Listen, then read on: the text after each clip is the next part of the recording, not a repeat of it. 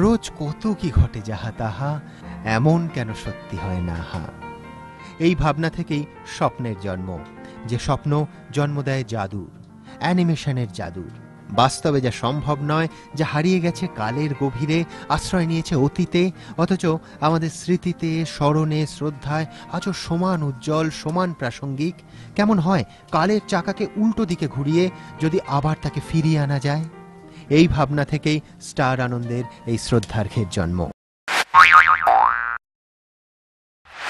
নমস্কার নমস্কার, আপনাদের সামনে আমি ভানু আবার চলে আইছি আপনাগো ফেভারিট চ্যানেল স্টার আনন্দে দুইখান কথা আছে অনুষ্ঠান লইয়া।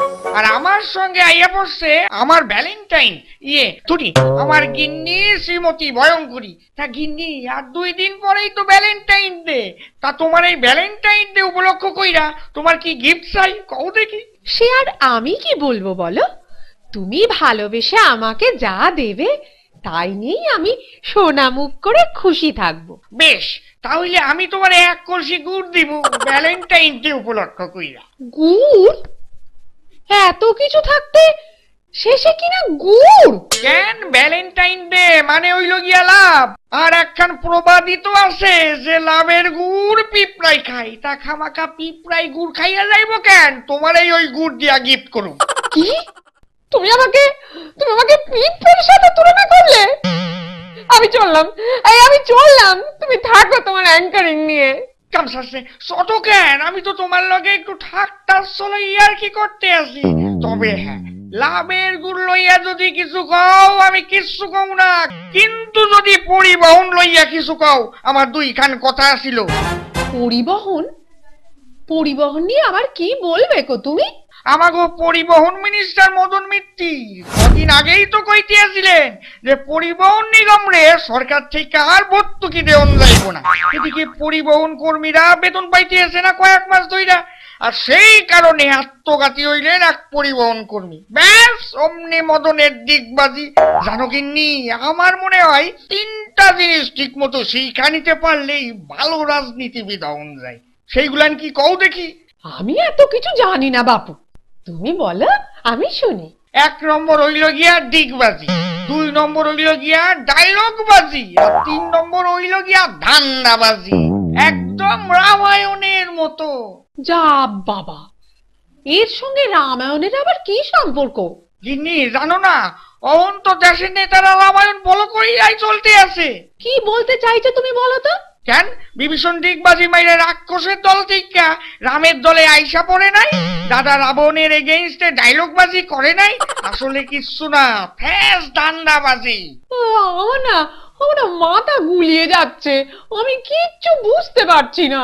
বিভীষণ হারে হারে বুঝা গেছিল যে দাদা রাবণ অমর, আর রাবণ না মরলে পৈতৃক সম্পত্তি পাওনের কোনো চান্স নাই।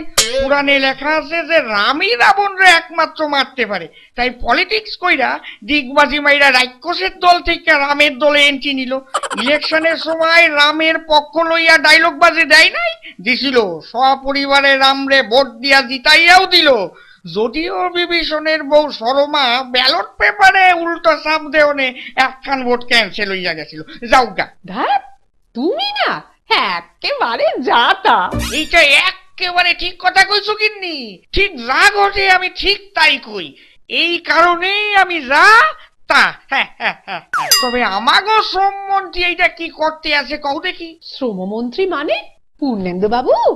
কেন তিনি আবার কি করলেন? একদিকে তিনি ফতোয়া জারি করতে আছেন যে সরকারি কর্মচারীরা ট্রেড ইউনিয়ন করতে পারবো না, অন্যদিকে তিনি আবার কাজের দিনেও নিজের কাম সাইরা তৃণমূল প্রভাবিত সংগঠনের জেলা সম্মেলনে খাড়াইয়া বক্তৃতা মারতে আছে। এইটারে কি কইবা? এরই কয় নিজের বেলায় আটি সুটি, পরের বেলায় দাঁত কপাট। তা যা বলেছো। তবে দাঁত কপাটি লইয়া যদি কিছু কও আমি কিছু কমু না, কিন্তু লাল পাটি লইয়া কিছু কইলেই আমার 2খান কথা। লাল পাটি নিয়ে কি বলবে গো তুমি? সুশান্ত ঘোষ সুপ্রিম কোর্টে জামিন পাওনে লালের পালে যে একটু হইলেও বাতাস লাগতে আছে, এইটা বুঝতে পারতে আছো নিশ্চয়ই। তা আবার বুঝিনি, বিলক্ষণ বুঝেছি। দেখো গিন্নি, তুমি বিলক্ষণ বোঝান লইয়া যদি কিছু কও আমি কিছু কমু না, কিন্তু যদি লক্ষণ লইয়া কিছু কও আমার 2খান কথা আছে। লক্ষণ? লক্ষণ নিয়ে কি বলবে তুমি? কথাটা হইল গিয়া লক্ষণ ক্ষেত্রে লইয়া নন্দীগ্রাম কাণ্ডের জেরে সিআইডি তো লক্ষণকে চার্জশিট দিতে আছে, কিন্তু লক্ষণ কই? লক্ষণ তো ফেরার মেদিনীপুরের সিংহ অনি দূরের মতো পালাইয়া বেড়াইতে আছে। ঠিক জানো রামায়ণের লক্ষণ, যত বীরত্ব মাইয়া লোকের সাথে। 14 বছরই হোক আর 14 দিনই হোক জঙ্গলে গেছিস, একটু শান্ত শিষ্ট হইয়া থাক। তা না, রাবণের বোন শূর্পণখা একটু সাইজা গুইজা আইসা একটু ডলাডলি করছিল, না একটু বেশি ডলাডলি করছিল, গায়ে না মাখলেই হইতো। তা না, মস্তানি কইরা কপাত কইয়া নাক কাটনের কি কামা ছিল তোর? একেতেই খেদা নাক, কাটলে কি আর থাকে?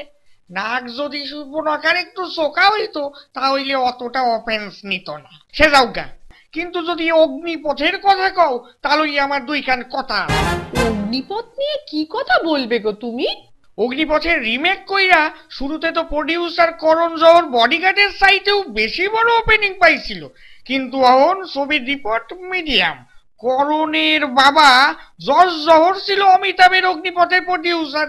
এখন এইটাই ডাউনের বিষয় যে গুণমানে ওই অগ্নিপথের পাশে না খাড়াইতে পারলেও ব্যবসায়ীকরণের অগ্নিপথ ওর বাপ যশের অগ্নিপথকে ছাপাইয়া যাইতে পারে কিনা। হ্যাঁ, এটা তুমি ঠিকই বলেছ।